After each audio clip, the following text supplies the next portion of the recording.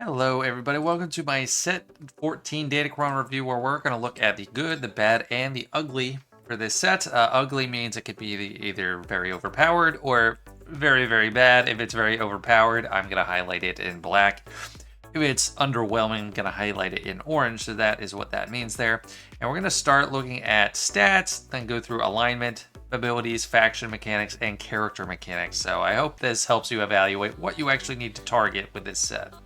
And starting out with the stats, we do have plenty of good ones. Nothing too new, but health and protection are back, and then just flat up, straight up offense, and health steal. I put health steal on good this time. It's kind of a lower ranked one, but like the way that they had these listed in game are kind of a natural ranking to me. I like health the most. Protection is awesome too.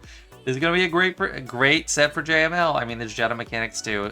So those three, health, protection, offense, pretty evergreen. Going to work pretty much anywhere. And then the Health Steal definitely has some good synergies depending on who you use it with.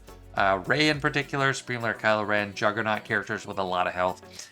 Crit chance is bad. I don't know. Like, most characters that want a lot of crit chance have it, and there's some that have low crit chance, like Yoda, Ki Mundi, that can deal more damage once they have crit chance, but for the most part, it's going to be one of those ones you want to roll off of.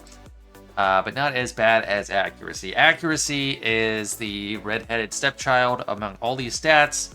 If you can reroll. If you're slicing up brand new Datacrons and you're gonna have tons of like Datacrons to choose from to level up, and you get accuracy in either of the first two, I'd probably scrap that Datacron and move on. Just not good. Very situational, and there's like accuracy abilities in this set too. If we had a dodge meta, yes, it's gonna be valuable. But right now, yeah, there's deflection on the previous set 13, but accuracy really, really bad. Next, we move on to light side level 3 mechanics. There's nothing too special here. I'll just tell you right now. This one, where if something gets dispelled, you get potency up and tenacity up for 2 turns. I think that's pretty nice and useful, just generally applicable. So if you don't have a specific purpose, that's a good one to have. But I'm going to say these aren't like a bunch of reroll priorities on the level 3s. The one which might be the best. It's going to be the best in some circumstances, and it's the same on dark side too. First time each light side allies defeated remaining light side allies gain 15% offense and 20 speed until the rest of the encounter. So there's two situations where this is going to work. You got a strong Juggernaut type character that has a lot of offense to begin with, that a lot of times are the last man standing. So that is like General Skywalker to me. That's Rey. Those are the two main ones that come to mind. Like for other light side GLs, JML, you don't really see them on defense. You don't want anyone to die in that. On offense, and same with JMK. Like that team, I don't know. It's not like one big bad that you're trying to take down. It's like those are team efforts. And then the other instance where you'd want this one is where you have a bunch of revives. So if you can have a controlled defeat, like someone goes down, you bring them back, then you're just making out like a bandit. Everyone else is getting offense and speed. I don't know how it works if someone gets the bonus then dies. I'm not sure on that. But in general, it's pretty good for that reason. The revive thing is more of a use on offense or defense too. And then like the Juggernaut thing is probably more of a defensive thing when you know they're pretty much going to be getting through. Other two that are bad, starting with protection up, it's like okay, I guess it's a little bit of survivability, but it's not that impactful. Resisting and debuff and healing, not that great either. And then this is the accuracy one I was talking about. This was, I don't know if we last saw it in set 4, but it was one back in the day when, not in the day, like back with the dodge meta. This was actually impactful because it gave you around 40% potency between evasion down and back accuracy up to help mitigate that dodge. But right now, pretty trash, so I'm not going to recommend that one at all. Then for dark side, it is the exact same mechanics. I still think the same thing for tenacity up, potency up, just always nice buffs to have. And I think there might be more applicability for this one on the dark side of things. Because we have several teams that are going to be able to manipulate revives a lot. So Night Sisters immediately come to mind. Dark Trooper Moff Gideon, although you probably don't want to use this on him while set 13 is still around. And then Afra has revives for days, so that would lead to a great speed and offense boost if people go down and come back. And then on the Juggernaut side of things, where they are intended to be the last man standing, are going to be tough from there. Supreme Leader Kylo is a huge one, especially in 5v5. taking on Lord Vader or something like that. Because a lot of times his whole cast dies and it's just him. So he'll be really juiced up to the gills. Same thing with Sith Eternal Emperor if you're going without Watts, or maybe doing a full team. Lord Vader, they're all kind of similar in that regard, or have the potential to be. Lord Vader's might be like even more so. Him and Supreme Lord Kylo Ren, and then Bane. If you do set him on defense, which might be more viable with this set because it does have Sith abilities as well, and he's got his own Datacron. He's gonna be just extremely strong. The rule of 2 isn't applicable when you have 5 characters. But if you want to set him on defense, you can't set 2 anyway. So maybe that does help for his viability. So those are the main ones that came to mind. Comment if you think of something else. And then these other 3, these are trash on this side as well. Just a little bit of survivability, the accuracy thing, and then a recovery. The recovery, it more depends on who you're facing. If you're facing someone that has a lot of debuffs and you got a lot of tenacity, it's just like really, it's just, I don't know. It's too hard for it to actually matter. I much more recommend these 2. And moving on to the faction mechanics, we got 4 different factions, so this is a pretty loaded one. First, we're doing Resistance, and this first one I think is probably the best. It's kind of close with another one, but Resistance allies have 100% tenacity, so this will help everyone except Ben on a raid team. And then they can't be defeated until each one falls below 100% health once. That's going to be really annoying on a raid team, and then also on a Zori team, if everyone's stealth, or she's stealth, you can't get to her, then you just can't defeat people.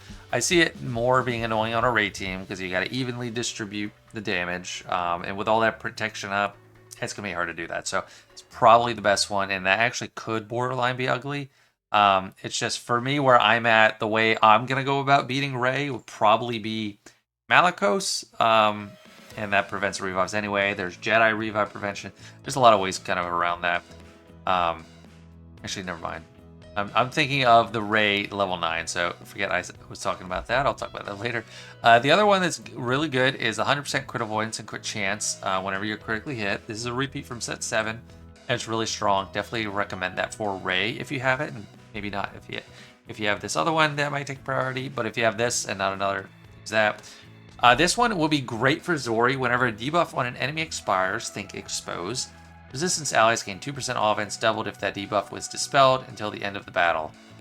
So on a raid team, you don't have too many debuffs going around, but you can get a lot more debuffs out on a Zori team, just passively or not. And it's just gonna, it doesn't seem like a lot, 2%, but if everyone gets exposed and you pop all the exposes, or they get even dispelled, then extra offense.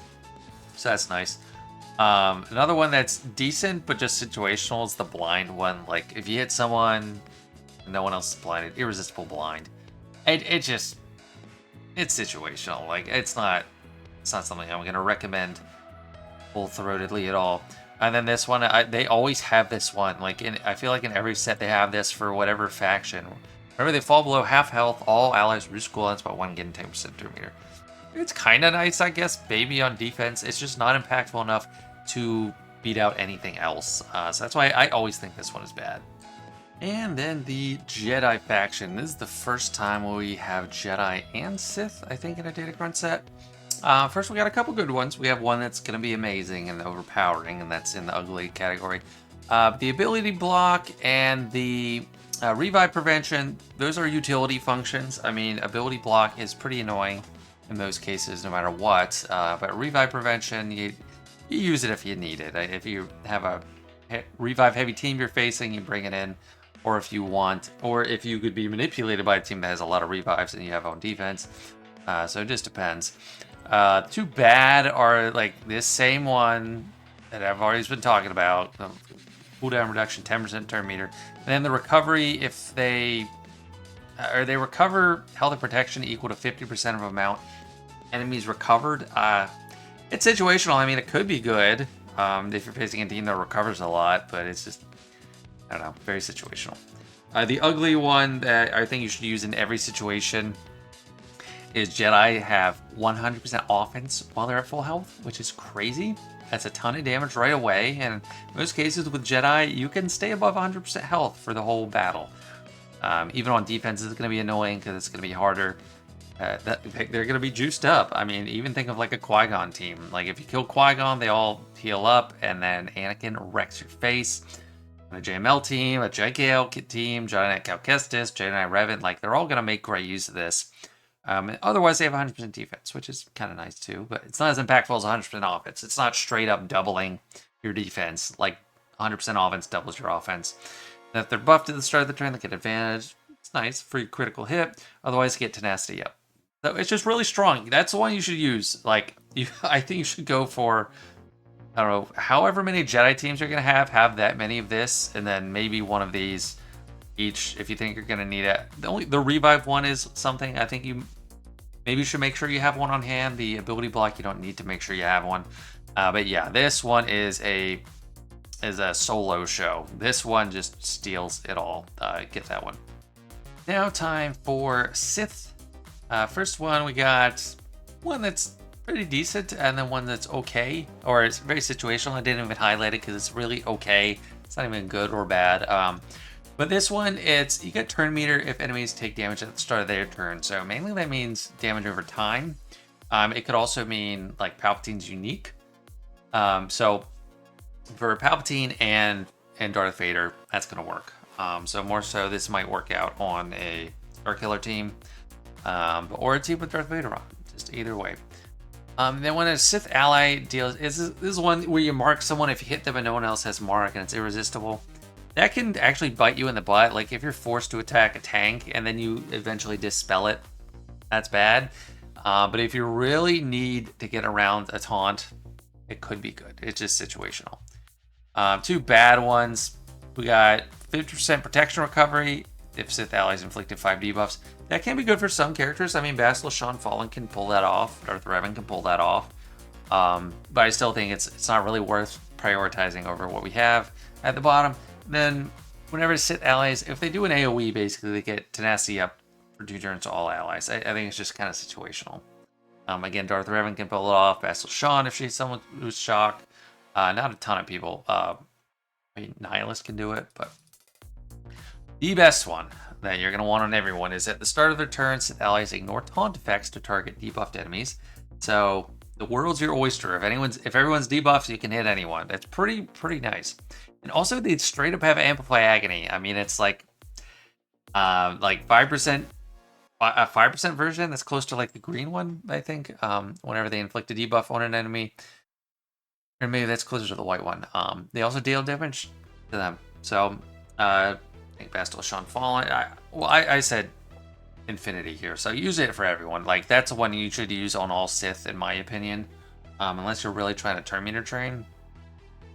So actually on like a Starkiller team, well, that's only going to give turn meter to Starkiller or to Palpatine himself, actually. So I think you should use this one everywhere. I don't know how hard it's going to be to re-roll, but it's not as good as the Jedi unique one, but it's still very strong.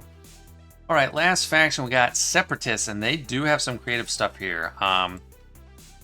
These three are more or less inconsequential, even though I put a good tag for the blind. You're probably not going to want to use it. It's nice. I mean, it's irresistible line. That can be annoying. But it's a protection recovery thing, not that impactful. And whenever Separatist allies attack out of turn, they have a 1 in 4 chance to remove 10% turn meter. Not impactful at all. That could be orange ugly, actually, but strong ugly. To start, we have this one. This is a rerun of a Set 8 Separatist Datacron. Separatist allies are immune to daze, so sorry, Bad Batch. Not going to work here, or gas, or anyway, daze is everywhere. Enemies with extortion have minus 100% crit chance and potency. Very hard to land debuffs or crits. Very strong. Whenever non-droid Separatist allies use a special ability, they gain riposte. And Trench's team, they assist a lot. So this is just overall very, very powerful. You're only going to need one of them because you only have one Trench team at the most. Very strong. But this one I think is probably potentially stronger. This is General Grievous, tailor-made for General Grievous. You get target lock on a random enemy that doesn't already have it. I think this might be a rerun too. Whenever Separatist allies gain bonus turn meter, if they didn't already have 100%, they stack crit damage, and that affects Grievous too. Yes, he does damage based on his health, so offense doesn't matter, but crit damage does matter. And that's the rest of the encounter. So he's really going to spiral up. Like, they get turn meter a lot, guys. And then if the enemy is target locked, whenever a Separatist ally uses a special ability, they gain 3% max health for the rest of the encounter. So, Grievous. So yeah, you're going to want 2 Separatist ones for sure. And that's probably it. You're going to want one of these for Trench, and then one of these for Grievous. And I might actually start using Grievous again. I really hope so. I hope he's viable after this. But really, really strong. Kind of overpowered. But these teams have kind of lost favor, so maybe it won't be as impactful as I'm thinking. Hopefully it is. Resistance level 9s is what we're on now. We got Finn. It's simple. It's nice. There's not another one that you'll probably won't want to use another one on a Zori team, so just get one for your Zori team if you have it. Just assists on his turn, deals 50% more damage, gonna pop exposes, just a little bit more damage. Also, Rey is good. I didn't give it the ugly tag. This is what I was kind of alluding to a little bit earlier when I got mixed up. But if she's defeated, she comes back with full health and protection over time, 75% for 2 turns and a bonus turn. Protection over time is pretty inconsequential. Her protection pool is pathetic. But the health and the bonus turn is pretty consequential. And like I was saying, like I use teams that prevent revives. We're going to want to do that even more if we see a Rey Datacron. But there's a better option out there. It's not BB-8. There's just expose on everyone for 2 turns when he gets Illuminated Destiny, basically. But he is not... I don't use them that much, so... If you do use them, yeah, might be good. But the best one is Amilyn Holdo. This one is insane. 100% max health and protection for her. And she already had a pretty strong health and protection pool. It's really high without even trying. She's someone I haven't, like, had high mod priority for. Her mod priority. But that might change for now. At the start of the encounter, her and Ben Solo, all of his assistant allies and Ben Solo get Foresight for 1 turn. Whenever she loses her taunt, they regain Foresight. And whenever they lose Foresight, he gets 100% bonus protection for 1 turn. That's the one weakness to it. It's got a time limit. That's short. But she's slow. Make her slow. Just make her bulky. Don't even give her speed. But while she has taunt, all resistance allies and Ben Solo have 100% crit avoidance and defense penetration and 100 speed. So if you do have this one, you don't want to worry about that thing that gives you crit avoid, because you're going to start out with full crit avoidance. This one is insane on a Galactic Legend Rey team. So it's definitely going to be... you might go full resistance in Ben Solo again, which we haven't done for a while. At the higher end of things, so Rey, Ben Solo, Holdo, JTR, and then a 5th. So I don't know. Maybe it is BB-8. Who knows? But yeah, that's just crazy. Go 100 speed. This is ridiculous. Rey is going to be so challenging to deal with. I don't know. I'm scared. This is going to be a huge... This might be the best... It's one of the best level 9 Datacrons in the whole set. It's just crazy. Now we got the Jedi Datacrons, and you'll see why it's laid out like this in a second. They're all really long, so the screen doesn't have enough space. Kit Fisto, this is really good. I'm not sure how far this is going to go. I didn't give it the ugly tag, but it is really good. So he's got Hellsteel, and he gives guard to all Galactic Republic Jedi allies, so we can use him on a Qui-Gon team. I might relic my Kit Fisto to Relic 5 because of this. This is crazy.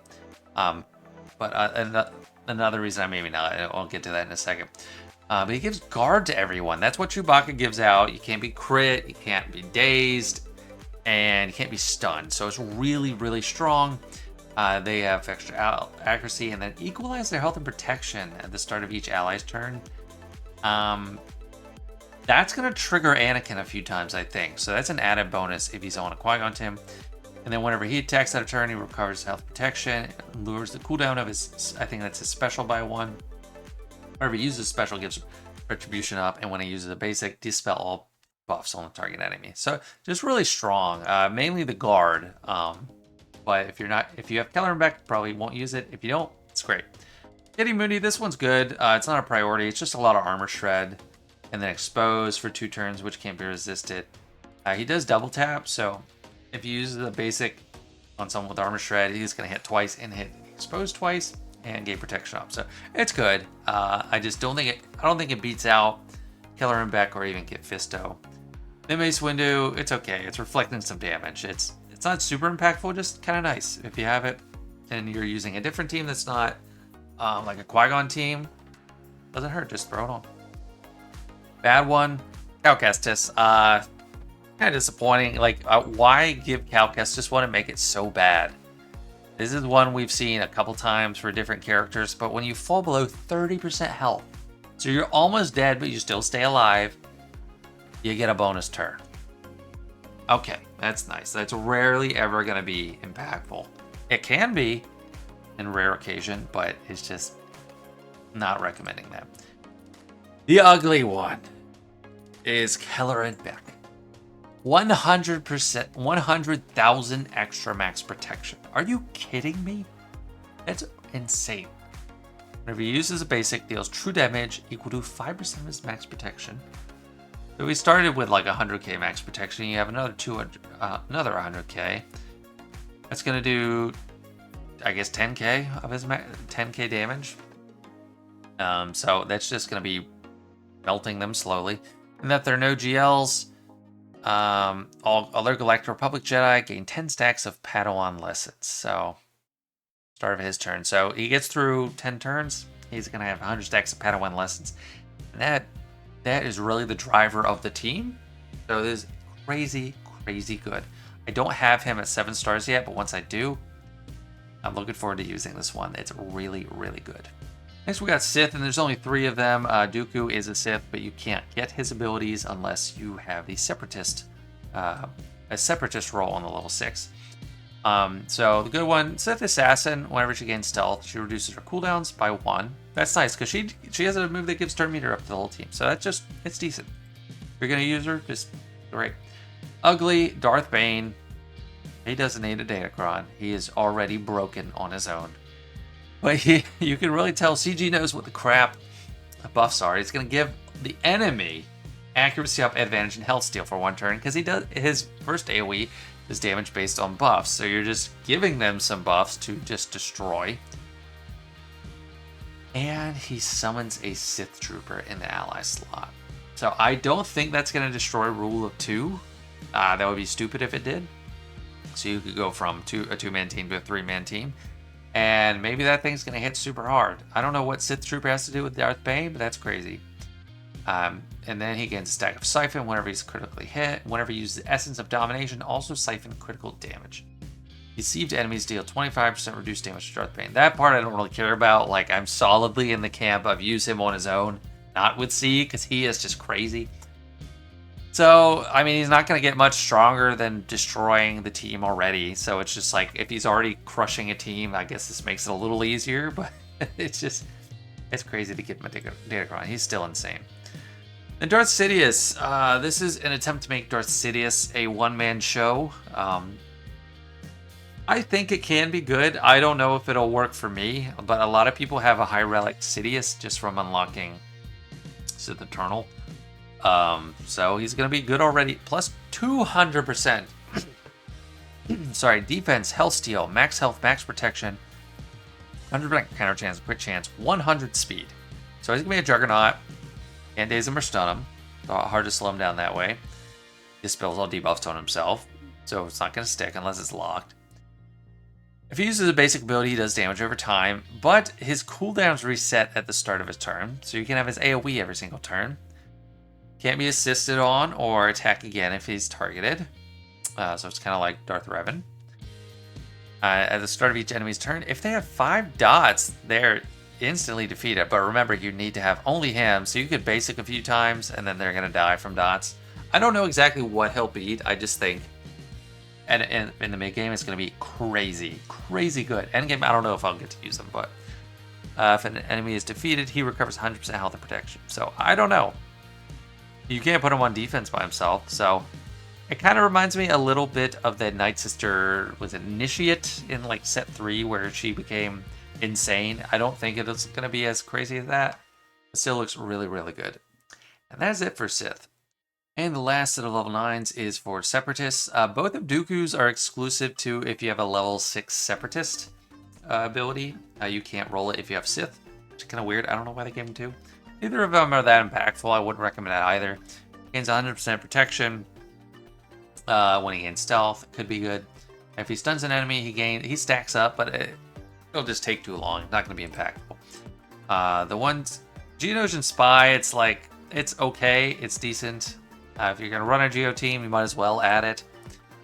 Stab, I'm not really an expert on stab, but it does seem good. I mean, if you have this on a Grievous team with that crazy level 6, it's probably going to be insane. I will probably not have stab in time to make use of this, but whenever he uses an ability against an enemy with target lock, he assists, so that's going to be crazy for the turn meter train. And then when he uses a basic against a pinned enemy, he gains 2 stacks of overcharge. Whenever he loses overcharge, he gains 10% turn meter. So I do think that'll be fairly strong. But the one I do remember and know is the Admiral Trench one. This is from set 8. It's a rerun. That's when he first came out, and they gave him a special Datacron, and it's coming back. So he's going to be really strong. Your allies' non-droid Seps start with Tactical Supremacy for 2 turns. Good buff. Whenever they gain a stack of heal over time, they gain 5% crit chance for the rest of the encounter, up to 200%. Get protection over time, which is common on the team. They get 5% defense. And then whenever he uses a basic ability, he calls all allies with a repose to assist. It was a lot of things. It's just a word salad. But whenever Trench shocks an enemy, he gains protection up 25% for 1 turn. So repose is going to be the big thing. So we really need to combine this with that one Separatist level 6 we talked about earlier. And it's just going to be really strong. He's going to be everywhere on defense, especially in TW. It's going to be really strong. So really boosting the Seps this time around. That is all the mechanics, and I am tired of speaking, but I do enjoy doing these reviews, hopefully giving a helpful perspective on what to farm in a given set. Last thing we're going to be talking about is reroll priorities, and I'm going to say yes on stats. We got great stats, some terrible stats, so roll away those crit chance and accuracy and go for health and protection or offense. The level 3 is not good enough to waste reroll mats on. If you reroll a level 3, you're just increasing the cost for level 6s and level 9s down the road, so don't bother. Faction, definitely. There's some like overwhelmingly powerful level 6s that you need to get, and then plenty of underwhelming ones, so definitely reroll that. And then character, yes, reroll. Just to get a specific character you want, especially like Amon Holdo is a highlight, Trench. Trench, there's not a specific Grievous one. But yeah, ones like that you want to reroll for. If you are going to be trying to get a specific combo from level 9s and level 6s, I would reroll a few from a faction to level 6. See if you get the level 6 you want, and don't reroll. If you do get the one you want, then take it to level 9, and it's cheaper to reroll because level 9 reroll ability mats are harder to come by. And then, or you could just reroll one straight up, no matter what level 6 it is. Go to level 9. If it's the one you want, then you reroll level 6 at cheaper, or you try to go for both, whichever one you have less of. Probably level 9 reroll mats. But yeah, that's it for this one. I mean, you got a good checklist of things to go for. Don't worry about the level 3. This is all about level 6, 9, and then great stats. It's going to be a good one. It's going to be a very strong set. And 13 is already strong, so we got 2 really good sets right now. Anyway, I hope you enjoyed. Hope this helps you, and I'll see you guys later.